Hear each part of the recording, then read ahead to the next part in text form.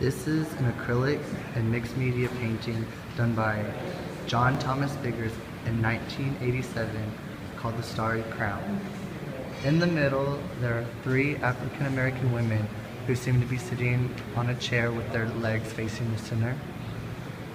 The reason this is also a multimedia painting is because the thread that's attached to the women's fingers and their mouths is actually sewn into the canvas. Each one of the women are wearing different color African headpieces as they sit in the middle of the room. Each one of them has a quilt draped over their legs as they hold thread in their fingers. In contrast to the dark colors all around the painting, there are small white stars that surround all the women's heads. The light source is coming from the woman in the middle's lap because the fingertips of the women and the face of the women are all highlighted. The shadows are cast on the outside, which shows that the light source comes from the middle. A quilted design is used for the background as well as the floor underneath their feet. There are small black jars that surround the women in a circle. Below the woman on the right, there's an object that looks somewhat like a boat. All the women are barefoot.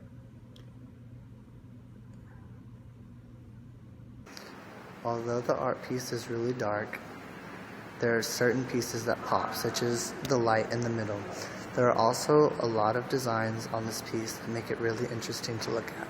These women seem to be in what looks like a sewing circle, where they are all sewing the same quilt together.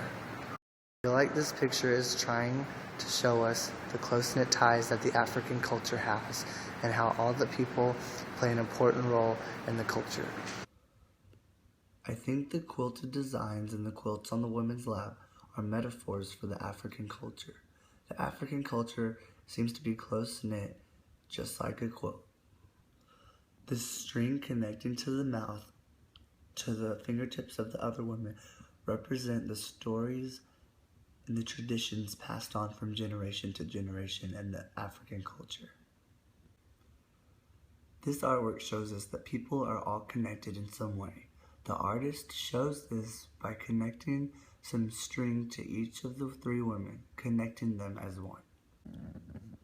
The reason that this painting is hanging up in the museum is not only that it's visually pleasing, but it shows certain aspects of African culture. Analyzing this video may help me see the connections that I have to certain people that I haven't seen before. It may also open my eyes to some aspects of my culture that I haven't been connected with and may help me connect with in the future. There isn't much information about this painting besides the fact that it has to do with the African culture.